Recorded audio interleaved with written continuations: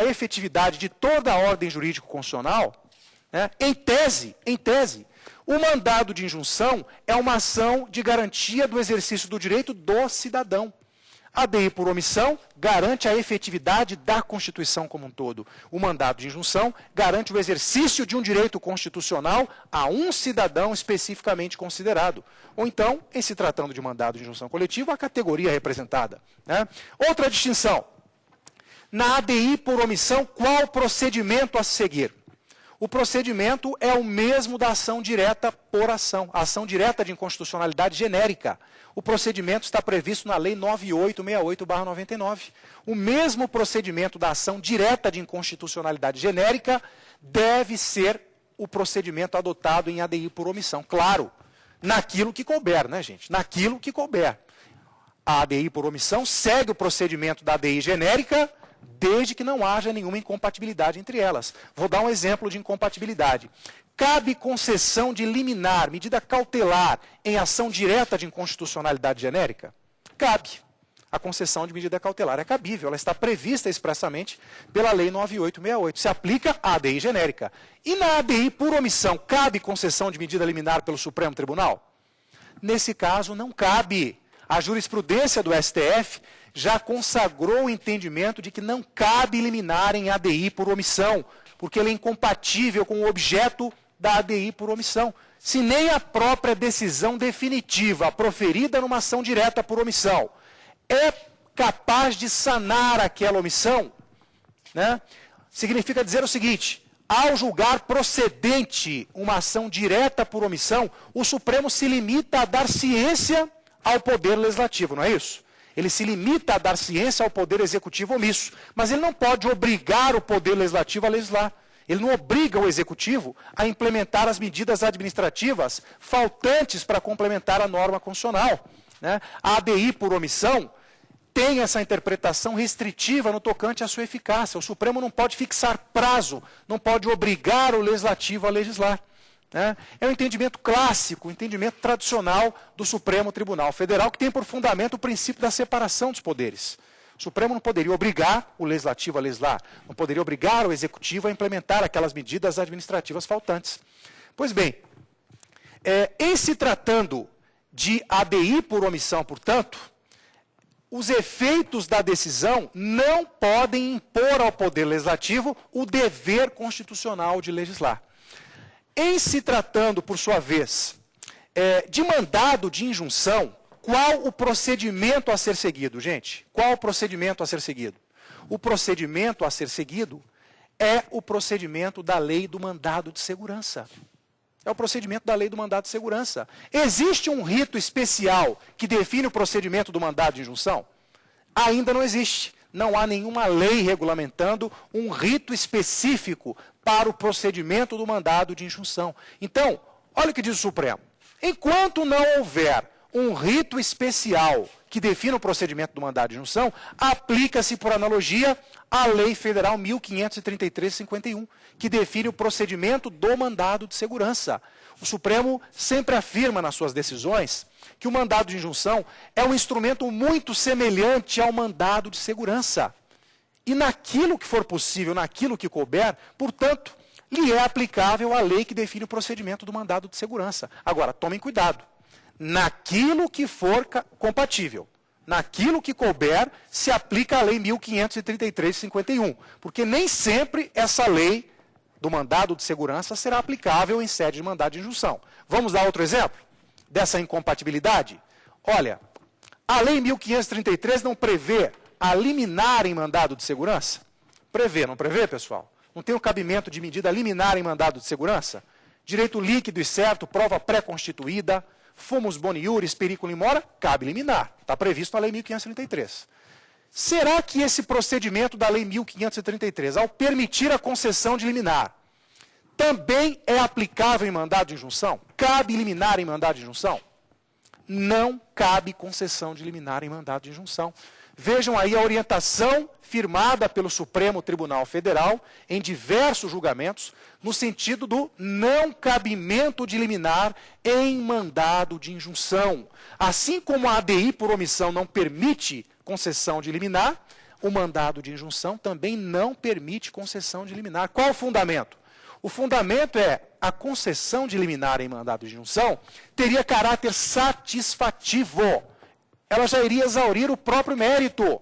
Se no mandado de injunção você viabiliza o exercício do direito constitucional ao cidadão, em sede liminar, você já esgotou o próprio mérito. Você conferiu uma tutela jurisdicional satisfativa e, portanto, é inviável, incompatível com o objeto do mandado de injunção. Tá?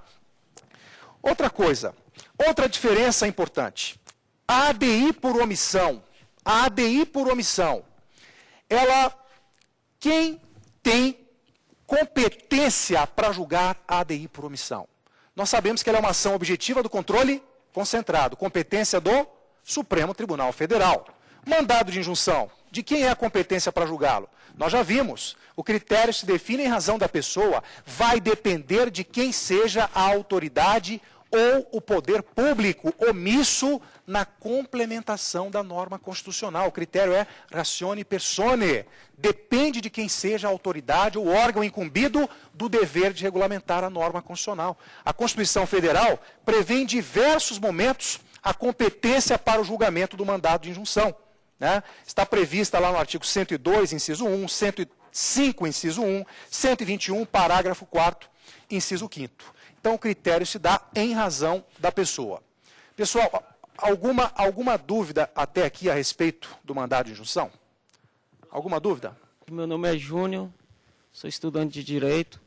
Professor, referente à competência, os tribunais estaduais têm competência dentro da sua jurisdição para julgar o mandado de injunção? Júnior, ótima pergunta, Júnior. Veja só. A Constituição Federal, ela não prevê especificamente uma competência delimitada, circunstanciada, de julgamento de mandado de injunção pelos tribunais de justiça estaduais. Qual o entendimento, então? O entendimento é o de que a competência para julgar mandado de injunção no âmbito da justiça dos estados vai depender da fixação feita pela própria Constituição de cada Estado-membro. Significa dizer, Júnior, que cada Estado da Federação tem autonomia legislativa dentro do seu poder constituinte decorrente para prever as regras de competência de julgamento de mandado de injunção no âmbito estadual. Então fica a critério de cada Constituição estadual. Tá bom, Júnior? Meus amigos, mais alguma distinção entre a ADI por omissão e o mandado de injunção? Temos uma importantíssima e talvez a principal diferença que constitui o ponto central da nossa abordagem aqui.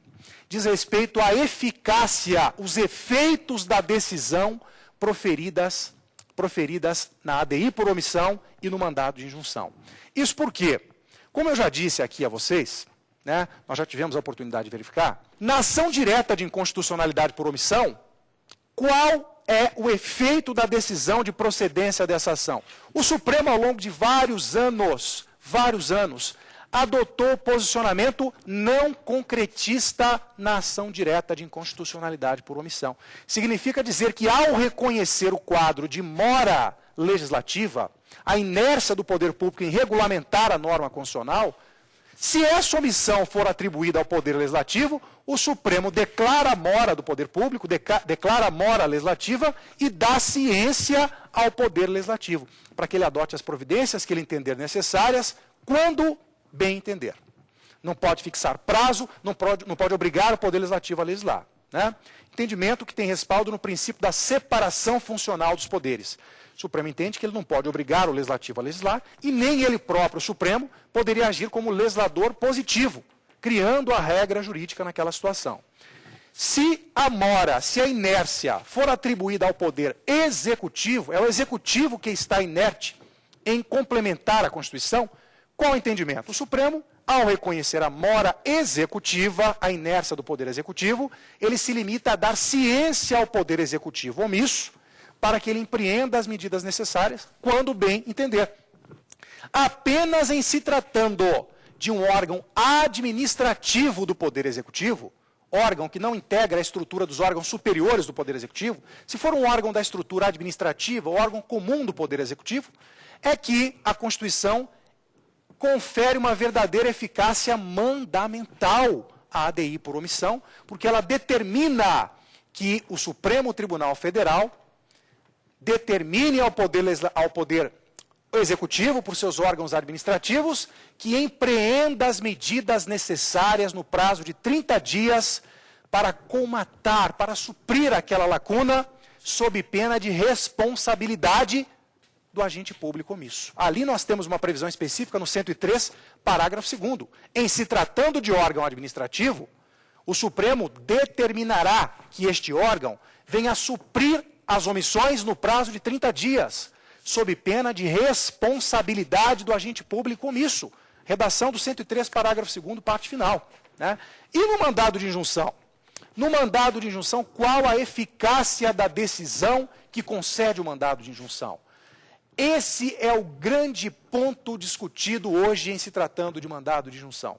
O Supremo Tribunal Federal tem, portanto, a partir de agora, com sua nova composição, mudado radicalmente a interpretação sobre a eficácia da decisão no mandado de injunção. Aquela teoria não concretista que durante anos a fio prosperou na jurisprudência do Supremo e que inviabilizava o exercício do direito na procedência do mandado de injunção, começa a ser revista pela Corte Maior. Né? O Supremo Tribunal Federal, com sua nova composição, tem passado aos poucos a adotar a teoria concretista do mandado de injunção. E o que significa essa teoria concretista do mandado de injunção? Significa o seguinte: o Poder Judiciário está autorizado, ao julgar o mandado de injunção, não apenas a reconhecer o quadro de mora legislativa, mas o próprio Judiciário poderia viabilizar o exercício do direito no caso concreto. E não apenas dar ciência ao Poder Legislativo omisso para editar aquela norma regulamentadora. Vejam que, por essa nova teoria concretista, o Supremo Tribunal Federal tem, basicamente, em dois casos, duas situações, viabilizado o exercício do direito ao acolher o mandado de injunção. Que dois casos são esses? Nós temos dois casos que servem de precedentes agora para o nosso estudo. O primeiro é o julgamento do mandado de injunção número 712, mandado de injunção 712, que discute justamente o direito de greve dos servidores públicos, mandado de injunção 712. O segundo caso, mandado de injunção 721, que discute a norma do artigo 40, parágrafo 4º da Constituição Federal, a norma que prevê o direito dos servidores públicos a uma aposentadoria especial, uma aposentadoria voluntária, por tempo especial, em razão de condições especiais de trabalho. Servidores públicos submetidos a um regime de trabalho insalubre, onde haja periculosidade, com risco evidente à sua saúde, têm direito a uma aposentadoria especial, uma aposentadoria com tempo menor, né, aposentadoria voluntária. Só que essa norma do 40, parágrafo 4º, fala da necessidade de leis complementares virem a regulamentar o dispositivo constitucional. Eles têm o direito à aposentadoria especial, mas não podem exercê-lo, porque ainda não surgiu a lei regulamentadora específica. E essa lei regulamentadora específica não surge, o poder público se omite na regulamentação dessa norma constitucional, o que fez com que diversos servidores públicos, no âmbito nacional, impetrassem mandado de injunção. Né? Qual é a postura do Supremo Tribunal Federal nesses dois julgamentos? O Supremo, de forma surpreendente em sua nova composição, disse: basta, não mais podemos adotar a teoria não concretista. Decorridos quase 20 anos da promulgação da Constituição de 88, o Poder Judiciário brasileiro, por sua Corte Maior, chegou à conclusão de que a teoria não concretista deveria ser superada. Significa dizer que, a partir de agora, a nova composição do Supremo Tribunal Federal tem conferido ares de efetividade ao mandado de injunção. Nesses dois casos específicos a que eu me referi, o direito de greve dos servidores públicos e o direito a uma aposentadoria voluntária por tempo especial dos servidores públicos, o Supremo, ao acolher o mandado de injunção, tem, a partir de agora, não só reconhecido a mora e a inércia do poder público, mas tem viabilizado ao impetrante do mandado de injunção o exercício do seu direito constitucional. tem permitido ao cidadão, portanto, que naquele caso concreto ele já possa usufruir do seu direito constitucional. Mas como, professor, como o Supremo faz isso se ainda não existe a lei específica que regulamenta o direito de greve do serviço público? Como o Supremo tem feito isso se ainda não existe a lei específica, a lei complementar, que regulamenta a aposentadoria voluntária por tempo especial aos servidores públicos nessas condições?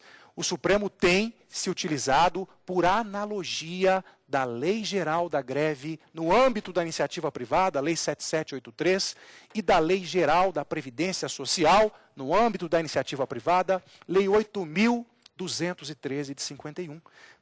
Por analogia e para permitir a esses impetrantes do mandado de injunção que exerçam seus direitos garantidos pela Constituição até que surja a lei regulamentadora específica do direito de greve no serviço público e da aposentadoria voluntária. Né?